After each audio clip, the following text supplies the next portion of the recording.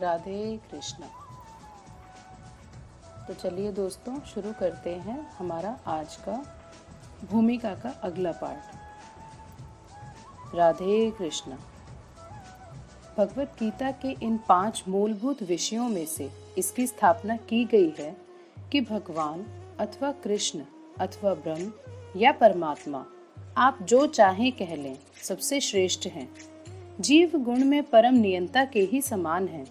उदाहरणार्थ, जैसा कि भगवत गीता के विभिन्न अध्यायों में बताया जाएगा, भगवान भौतिक प्रकृति के समस्त कार्यों के ऊपर नियंत्रण रखते हैं।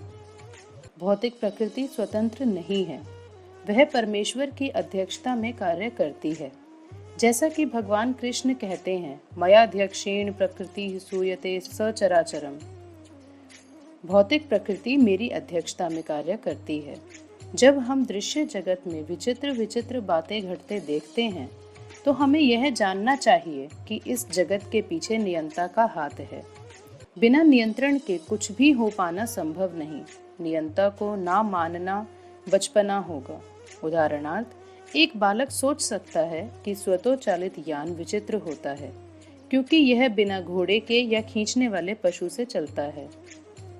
किंतु अभिज्ञ व्यक्ति स्वतोचालित यान की अभियांत्रिक व्यवस्था से परिचित होता है। वह सदैव जानता है कि इस यंत्र के पीछे एक व्यक्ति, एक चालक होता है। इसी प्रकार परमेश्वर वह चालक है जिसके निर्देशन में सब कुछ चल रहा है। भगवान ने जीवों को अपने अंश रूप में स्वीकार किया है, जैसा कि हम अगले अध्यायों में देखेंगे। सोने का एक कण भी सोना है, समुद्र के जल की बूंद भी खारी होती है। इसी प्रकार हम जीव भी परम नियंता ईश्वर या भगवान श्री कृष्ण के अंश होने के कारण सूक्ष्म मात्रा में परमेश्वर के सभी गुणों से युक्त होते हैं, क्योंकि हम सूक्ष्म ईश्वर या अधीनस्थ ईश्वर हैं। हम प्रकृति पर नियंत्रण करने का प्रयास कर रहे हैं और इस समय हम अंतरिक्ष या ग्रहों को वश में करना चाहते हैं। और हम में नियंत्रण रखने की यह प्रवृत्ति इसलिए है क्योंकि यह कृष्ण में भी है। यद्यपि हम में प्रकृति पर प्रभुत्व जमाने की प्रवृत्ति होती है, लेकिन हमें यह जानना चाहिए कि हम परम नियंता नहीं हैं। इसकी व्याख्या भगवत गीता में की गई है। भौतिक प्रकृति क्या है? गीता में इसकी भी व्याख्या अपरा प्रकृति के रूप में हुई है। जीव को परा प्रकृति कहा गया है। प्रकृति चाहे परा हो या अपरा, सदैव नियंत्रण में रहती है। प्रकृति स्त्री स्वरूपा है और वह भगवान द्वारा उसी प्रकार नियंत्रित होती है जिस प्रकार पत्नी अपने पति द्वारा। प्रकृति सदैव अधीन रहती है, उस पर भगवान का प्रभुत्व रहता है, क्योंकि भगवान ही अध्यक्ष हैं। जीव तथा भौतिक प्रकृति दोनों ही परमेश्वर द्वारा अधिशासित एवं नियंत्रित होते हैं। गीता के अनुसार यद्यपि सारे जीव परमेश्वर के अंश हैं, लेकिन वे प्रकृति के ही माने जाते हैं। इसका उल्लेख भगवत गीता के 7वें अध्याय में हुआ है।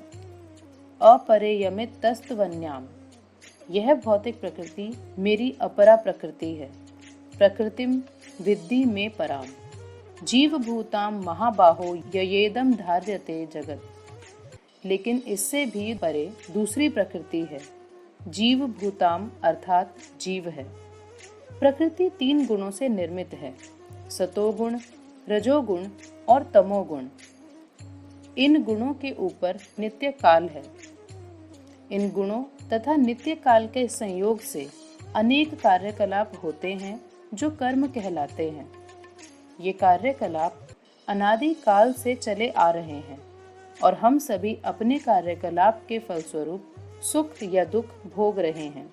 उदाहरणार्थ, मान लें कि मैं व्यापारी हूँ और मैंने बुद्धि के बल पर कठोर श्रम किया है और बहुत संपत्ति संचित कर ली है। तब मैं संपत्ति के सुख का भोगता हूँ। किंतु यदि मान लें कि व्यापार में मेरा सब धन जाता रहा, तो मैं दुख का भोगता हो जाता हूँ। इसी प्रकार जीवन के प्रत्येक क्षेत्र में हम अपने कर्म के फल का सुख भोगते हैं और उसका कष्ट उठाते हैं। यह कर्म कहलाता है। ईश्वर, जीव, प्रकृति, काल तथा कर्म, इन सब की व्याख्या भगवत गीता में हुई है। इन पांचों में से ईश्वर, जीव, प्रकृति तथा काल शाश्वत हैं। प्रकृति की अभिव्यक्ति अस्थायी हो सकती है, परंतु यह मिथ्या नहीं है। कोई कोई दार्शनिक कहते हैं कि प्रकृति की अभिव्यक्ति मिथ्या है, लेकिन भगवत गीता या वैष्णवों के दर्शन के अनुसार ऐसा नहीं है। जगत की अभिव्यक्ति को मिथ्या नहीं माना जाता, इसे वास्तविक किंतु अस्थायी माना जाता है। यह उस बादल के सदृश है जो आकाश में घूमता रहता है, या वर्षा ऋतु के आगमन के समान है जो अन्न का पोषण करती है। ज्यों ही वर्षा ऋतु समाप्त होती है और बादल चले जाते हैं, त्यों ही वर्षा द्वारा पोषित सारी फसल सूख जाती है। इसी प्रकार यह भौतिक अभिव्यक्ति भी किसी समय में किसी स्थान पर होती है, कुछ काल तक रहती ठहरती है और फिर लुप्त हो जाती है। प्रकृति इस रूप में कार्यशील है, लेकिन यह चक्र निरंतर चलता रहता है। इसीलिए प्रकृति शाश्वत है, मिथ्या नहीं है। भगवान इसे मेरी प्रकृति कहते हैं। यह भौतिक प्रकृति परमेश्वर की भिन्ना शक्ति है।